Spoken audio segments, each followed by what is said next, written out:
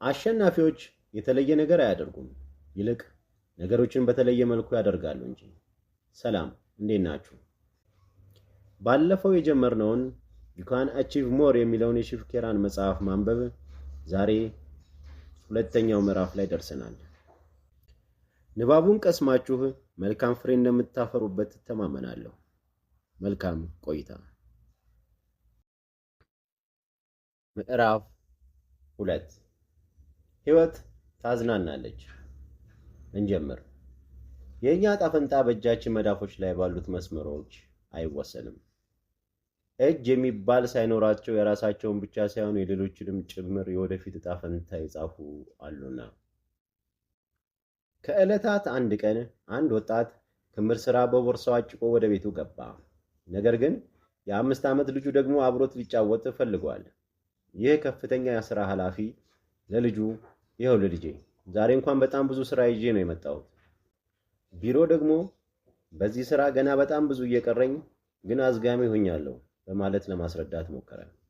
የዛሬ ልጆች ፈጽሞ የዋዛ አይደሉምና ልጅ ግን እኔ የምልህ አባዬ፣ ለምሳሌም ትምህርት ቤት አዝጋሚ ሲሆንና ስናስቸግራቸው አዝጋሚ ቡድን ውስጥ ያስገቡናል።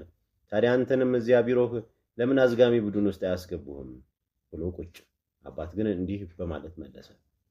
ይኸውልህ ልጄ፣ በኮርፖሬቱ ዓለም እንኳን አሁን ባልከው መልኩ ነገሮች አይሰራም። ነገር ግን አባቱን መረዳት ያልቻለው ልጅ አብረኝ ካልተጫወትክ በማለት መወትወቱን ሲቀጥል፣ አባት በበኩሉ ስራውን የግድ መጨረስ ስላለበት ልጁን ለተወሰነ ጊዜ ከአጠገቡ የሚያርቅበት መንገድ ማሰብ ጀመረ እና በአጋጣሚ ይሄን እያሰበ ዙሪያውን ሲያማትር ከአጠገቡ ፊት ለፊት ገጽ ላይ የዓለም ካርታ ያለበት አንድ መጽሔት ተመለከተ። ከዚያ በጥንቃቄ ለማየት በሚችል መልኩ ከፋፍሎ ካርታውን ቀደደውና ልጁን ጠርቶ ልጄ፣ ይኸውልህ ይህንን የዓለም ካርታ ልክ እንደነበረ አድርገህ መልሰህ ገጣጥመው፣ ስትጨርስ አብሬህ እጫወታለሁ አለው። አንደኛ ይህንን የተቀዳደደ ካርታ መልሶ መግጠም በፍጹም በቀላሉ የማይደረግ መሆኑን ያውቃል። ሁለተኛ ደግሞ ለመገጣጠምም በርካታ ሰዓታት ይፈጃል።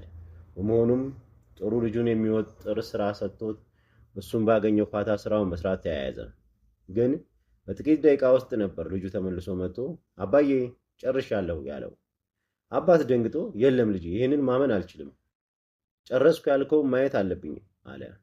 ልጅ ገጣጠምኩ ያለውን ለአባት አምጥቶ ሲያሳየው ካርታው ከመቀደዱ በፊት የነበረውን ገጽታ ምንም ሳያጓድል የሚያሳይና እንከን የማያወጣለት ነበር። አባትም ልጄ፣ በእውነት በለጥከኝ እኮ፣ ዛሬ ካንተ መማር አለብኝ፣ እስኪ እንዴት እንደሰራኸው አሳየኝ አለው። ልጁም አባዬ፣ ምንም የሚከብድ ነገር እኮ አልነበረውም። ከዓለም ካርታ ስዕል አጠገብ አንድ ሰው ምስል ነበር። እኔም ሰውየው መልሼ ገጣጠምኩት። እሱን ስገለብጠው ዓለም በትክክል መጣችልኝ አለው። ይገርማል። አባት አንድም ውስብስብ ሁለትም ብዙ ጊዜ የሚፈጅ አድርጎ የተመለከተው ስራ ለልጁ ግን ቀላል መፍትሄና በጅቶ በጥቂት ደቂቃ ውስጥ ለዚያውም ያለ አንዳች እንከን የሰራው ስራ ሆነለት። ሆኖም የታሪኩ መንፈስ ግን ይሄ አይደለም። ዋናው ቁም ነገር ሰዎች በትክክል ሲያስቡ ሁሉም ነገር ይሳካላቸዋል፣ መፍትሄም ይመጣላቸዋል የሚለው ነው። ህይወት ዘና ታደርጋለች። በህይወት እስካለን እያንዳንዷን ደቂቃ እንዴት እንደምንኖር የምንማርባት ናት። በህይወታችን ውስጥ ሁልጊዜም የምንማርባቸው የምንፈተንባቸው አጋጣሚዎች አሉ። ለምሳሌ ግንኙነታችን ሲቋረጥ፣ የምንወደውን ሰው ስናጣ ወይም ሲታመምብን ወዘተ። ከላይ የጠቀስኳቸው ክስተቶች ደርሰውበት በስሜት ማዕበል እያልናወዘ አለ ብዬ በፍጹም አልገምትም። እንዲህ አይነት የህይወት ተሞክሮዎች አንድን ሰው ወይ ያበረቱታል አሊያም ይበልጥ መራር ያደርጉታል። አንድ ሰው ያለቀለት ሽንፈት አይነት የሚመስል ሁኔታ ውስጥ ራሱን ሲያገኝ ምን ማድረግ ይችላል?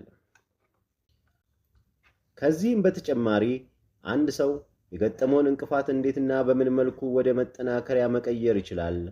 እንዴት ነው ጥቂት ሰዎች መጥፎ አጋጣሚዎችን ወደ መማሪያ፣ እንቅፋቶችን ወደ መልካም አጋጣሚ መቀየር የሚችሉት? አንደኛ፣ እነዚህ ሰዎች ይህን ማድረግ የሚችሉት ዝግጅቱ ስላላቸው ሲሆን፣ በተጨማሪም ባህሪን፣ ቁርጠኝነትና አቋምን የያዙ የማሸነፍ ክህሎቶች ያሏቸው በመሆኑ ነው። በሐሳቡ ላይ መስራት። በአንድ ወቅት አንድ ተማሪ መምህሩን እንዲህ በማለት ጠየቀ፣ እምቅ አቅሜን እንዴት ነው ሙሉ በሙሉ መጠቀም የምችለው? ለምሳሌ እኔ ድንቅ ጸሐፊ ነው መሆን የምፈልገው። መምህሩም ተማሪውን እንዲህ አለው፣ ከሁሉም የላቀው እምቅ አቅም የት እንዳለ ታውቃለህ? ተማሪውም አዎ፣ በትምህርት ቤት ውስጥና በኮሌጆች ነው ሲል መለሰ። አይደለም፣ ይልቅ የላቀውን እምቅ አቅም የት እንዳለ ላሳይህ አለው መምህሩ። በመቀጠልም ተማሪውን ይዞት አንድ የመቃብር ቦታ ደረሱ። ትልቁ እምቅ አቅም እዚህ ነው ያለው። እነዚህ ሁሉ ሰዎች ድንቅ እምቅ አቅም ነበራቸው። ትልልቅ አርቲስቶች፣ ስፖርተኞች፣ ምሁራን፣ ፖለቲከኞች፣ የፍልስፍና ጠበብቶች፣ መሐንዲሶች፣ አማካሪዎች፣ ደራሲዎች፣ የሥራ ፈጠራ ባለሙያዎች ወዘተ መሆን ይፈልጉ ነበር። ሆኖም ሕይወታቸውን ሙሉ መሆን እችል ነበር በሚል የመሆን ሳይሆን የምኞት የቁጭትና ፍልስፍና እንዲሁም ያንኑ ፍልስፍና ይዘው ከዚህ ዓለም ተለዩ። ግን የሚያሳዝነው እምቅ አቅማቸው አብሮ ገደል መግባቱ ነው። ምንም ሐሳብ የቱን ያህል ምርጥ ቢሆን ካልተሰራበት ዋጋ ቢስ ነው። ትልቅ የተባለ ሐሳብ ወደ ትግበራ ካልተገባበት ዞሮ ዞሮ ሐሳብ ነው። የስኬት ዋጋ። በአንድ መንደር መሃል ለመሃል ግዙፍ የባሉጥ ዛፍ አለ። የመንደሩ ነዋሪዎች ከሚያቃጥል ፀሐይ ከለላ ጥላ ስለሚሆናቸው የወደዱት ሲሆን ለዘመናትም የኖረ በመሆኑ የት ይሄድብናል የሚል ስሜት ነበር የሚሰማቸው። ሆኖም አንድ ቀን ማንም ፈጽሞ ባልገመተው መልኩ ዛፉ ወደቀ። ክፉኛ በክስተቱ የደነገጡት የመንደሩ ነዋሪዎችም ትርጉም ያላቸው የተለያዩ ግምቶች ላይ ደረሱ። ዛፉ ለካስ ውጪውን ነው የሚያምረው፣ ውስጡን ግን እየተበላና እየተቦረቦረ ነው ለዚህ ውድቀት የበቃው። የመንደሩ ነዋሪዎች እንደተረዱት ዛፉ በአንድ ጀንበር አልነበረም የበሰበሰው። በቁጭትም የተማሩት ይህንን ዛፍ ለረጅም ጊዜ ገና በጠዋቱ መንከባከብ ጀምረው ቢሆን ኖሮ ገና ከዚህ በኋላ ለብዙ ጊዜ በጥላው በተጠቀሙ እንደነበረ ነው።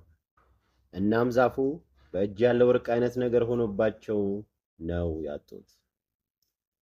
ለስኬት የሚከፈለውን ዋጋ ለመክፈል ፈቃደኛ ካልሆንን ወደንም ጠላንም ለውድቀት የሚሆን ዋጋ እንከፍላለን። እናም በዚህም ሆነ በዚያም ዋጋ ሊከፈል ግድ ይላል። ስኬት በልዩ ክህሎቶች፣ በትምህርት ዝግጅት ወይንም በላቀ አስተሳሰብ ላይ ብቻ የሚንጠላጠል እንዳልሆነ መረዳት አለብን።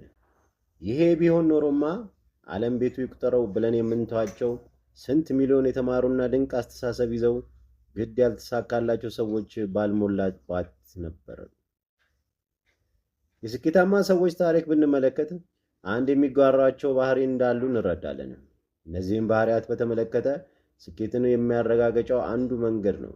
ለነገሩ ስኬታማ ያልሆኑ ሰዎች በተመሳሳይ የሚጋሯቸው ባህሪያትና የሚያሳያቸው አዝማሚያዎች አሉ። እነዚህን መሸሽም ስኬትን ማረጋገጫ መንገድ ነው። ስኬት እንዲሁ እንዴት ስለተፈጠረብን የሚመጣ ሳይሆን ደግመን ደጋግመን እንለማመደው ዘንድ ይሻል። ጤናማና ሀብታም የመሆን ታምር ስኬታማ የመሆኛ ሂደትን መማር ይጠይቃል። በመሆኑም ይሄ ልምምድና ሥራ እስከ ዕለተ ሞታችን ድረስ የሚቀጥል ነው። ጥሩ ሕይወት ባንክ ውስጥ ባለን ተቀማጭም ሆነ ቁሳዊ ሀብት አይገለጽም። ለሕይወት ባለን ምልከታ ይወሰናል። የምንመራበት ፍልስፍና የምንኖርበት መመሪያ ነው። ሕይወት ግን ካቀድናትና በእቅድ ከመራናት ነው ትርጉም የሚኖራት። ይህን ስናደርግ ለማመን የሚያዳግቱ ውጤቶችን እናገኛለን። ይሁን እንጂ ሕይወታችንን በእቅድ የማንመራ ከሆነ የሌላ ሰው እቅድ አካል የመሆን ዕድላችን ይሰፋል። የሰው ልጅ በተፈጥሮ በተቀየሰ ሳይሆን በዲዛይን ነው መኖር ያለበት። በነገራችን ላይ የሰው ልጅ ውድቀት ሲደርስበት ዋጋ የሌለው ይሆናል ማለት አይደለም።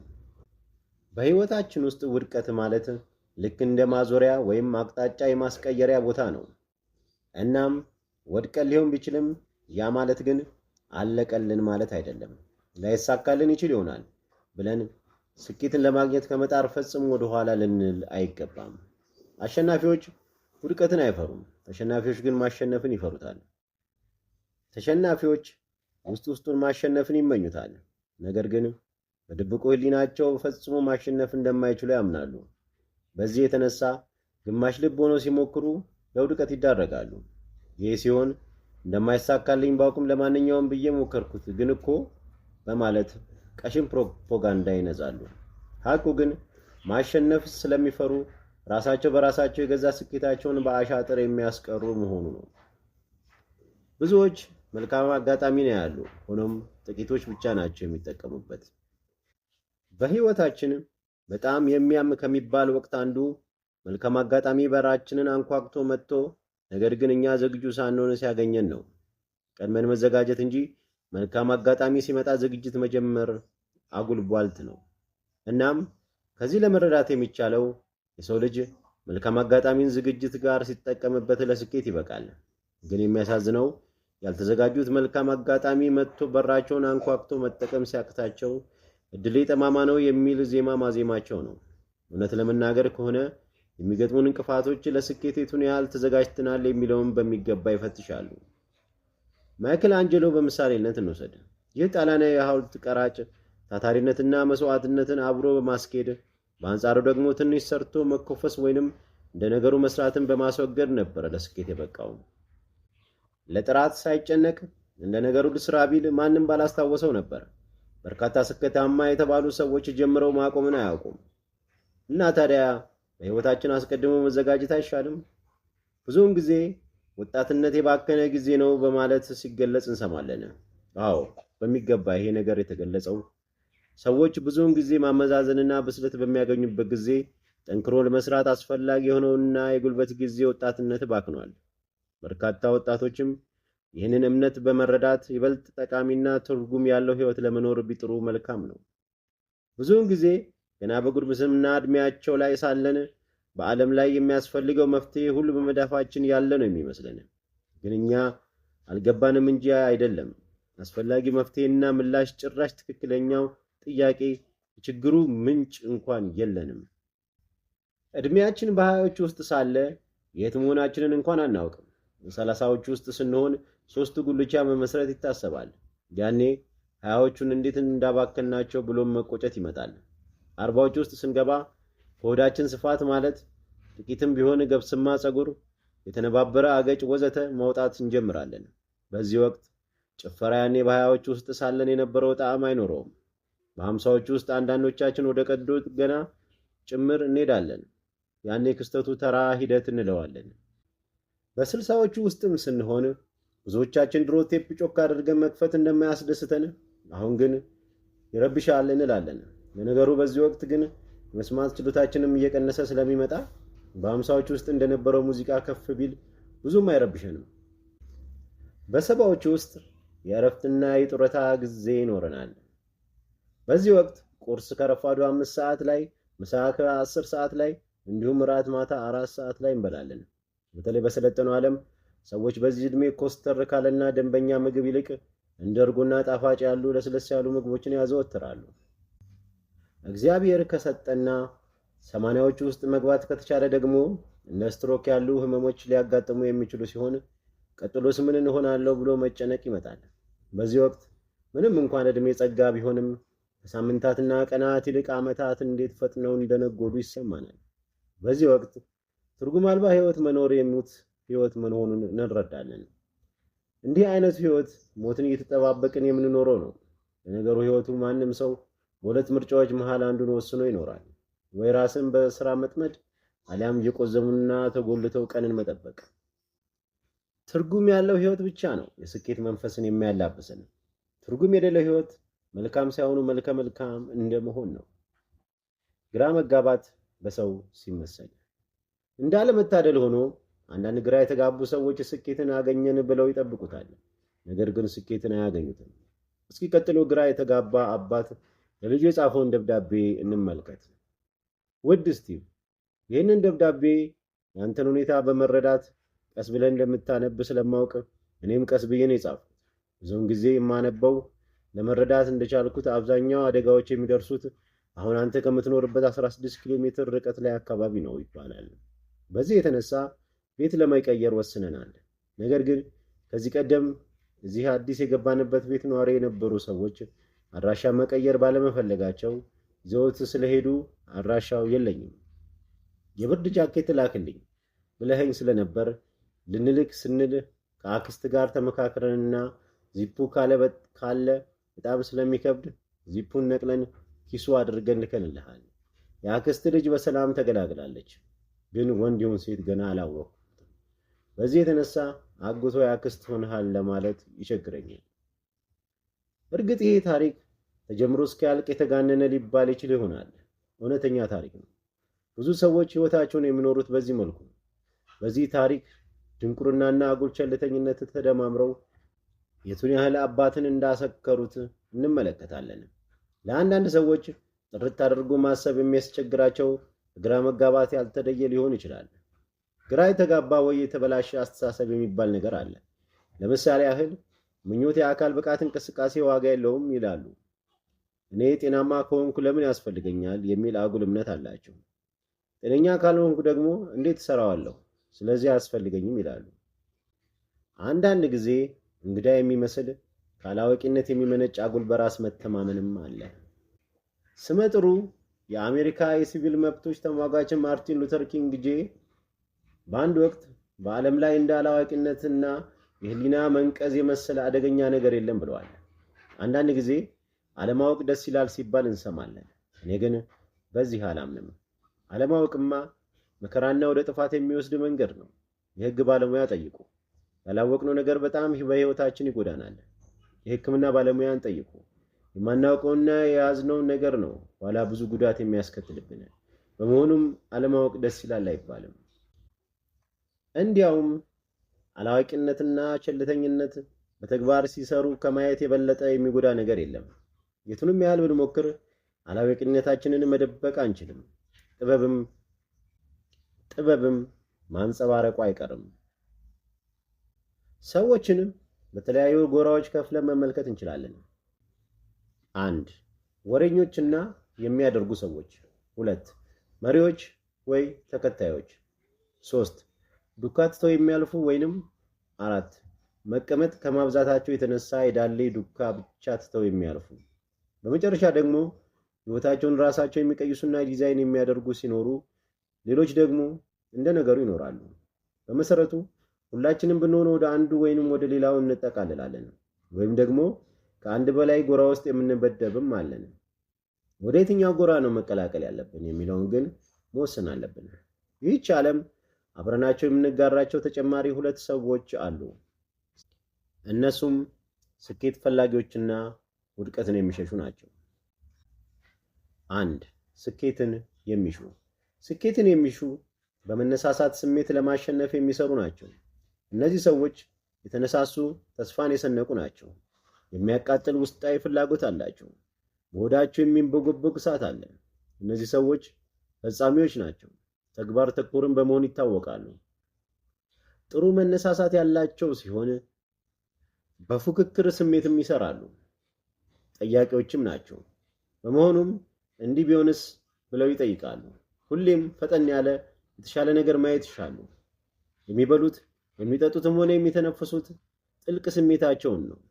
ጥሩ መሪዎች ሊሆኑም ላይሆኑም ይችላሉ፣ ግን ፈጻሚዎች ናቸው። የትም ሄዱ ምንም ሰሩ አሻራ ትተው ያልፋሉ። 2. ውድቀትን የሚሸሹ። እነዚህ በህይወታቸው የሚጓዙት በተቻለ መጠን ላለመሸነፍ ጨዋታ ውስጥ የሚገቡ ናቸው። ግን ችግሩ ከተስፋ መቁረጥ በመነጨ የሚሮጡ መሆናቸው ላይ ነው። እነዚህ ሰዎች የሚመርጡትና የሚፈልጉት አይነት ውጤት እንጂ ቁርጠኝነት የላቸውም። ብዙውን ጊዜ ዘና ፈታ ማለት፣ ያለ ስራ ማሳለፍ ነው ፍላጎታቸው። ጥሩ መሪም ተከታይም አይደሉም። በመቀጠል ደግሞ በስኬት ጥራት ደረጃ የምንመድባቸው 3 ሰዎች አሉ። ሀ. ስኬታማ ያልሆኑ። ለጊዜው ብቻ ስኬታማ የሆኑ። ሐመርሃ. ጎላ ባለ መልኩ ስኬታማ የሆኑ። እዚህ ጋር በሶስተኛ ደረጃ የተጠቀሱትና ጎላ ባለ መልኩ ስኬታማ የተባሉት የስብዕናም የቁም ነገርም ጥንካሬ አላቸው። ዓለምን ቀደም ሲል ካገኟት ሁሌም ቢሆን ሻል ባለ ደረጃ ላይ ትተዋት ነው የሚሄዱት። በዚህ መንገድ ስኬትን ያስጠብቃሉ። ይህ መጽሐፍ ውድቀትን የምንሸሽ ሳይሆን ይልቅ ስኬትን የምንሻው እንዴት እንደምንሆን ያስተምረናል። ፈጻሚዎች መልካም አጋጣሚን ያዩታል፣ ይጠቀሙበታል። የድርጊት መርሃ ግብር። ለመሆኑ እርስዎ ስኬትን የሚሹ ወይስ ውድቀትን የሚሸሹ ግለሰብ ነዎት? ይህንን ራስዎን ከመገምገም አንጻር ይግለጹ። እስኪ ጥቂት ጊዜ በመውሰድ የሚከተሉትን ጥያቄዎች መልሶትን ያዘጋጁ። 1. በአሁኑ ሰዓት ትርጉም ያለው ህይወት እየመሩ ያሉ ይመስሎታል? 2. ምንም አደረጉ ምንም በሙሉ ወይስ በግማሽ ልቦ ነው? 3. ግልጽ ሆኖ የተቀመጠ ዓላማ አለዎት? በየትኛው የህይወት መስክስ እንዳገኙና እንደነገሩ ይኖራሉ? ጥያቄውን ለራሱ ይመልሱ። በዲዛይን ለመኖር ያስችሉኛል የሚሏቸው 3 አዎንታዊ የቀሰሟቸውን ትምህርቶች ይግለጹ። የዛሬው የምዕራፍ 2 ንባባችን እዚህ ላይ ያበቃል። እዚህ ድረስ አብራችሁን ስለቆያችሁ አመሰግናለሁ። ላይክ፣ ሼር፣ ሰብስክራይብ ማድረግ እንዳይረሳ። በቀጣይ በምዕራፍ 3 እንገናኛለን። መልካም ቆይታ። ሰላም ለሀገራችን።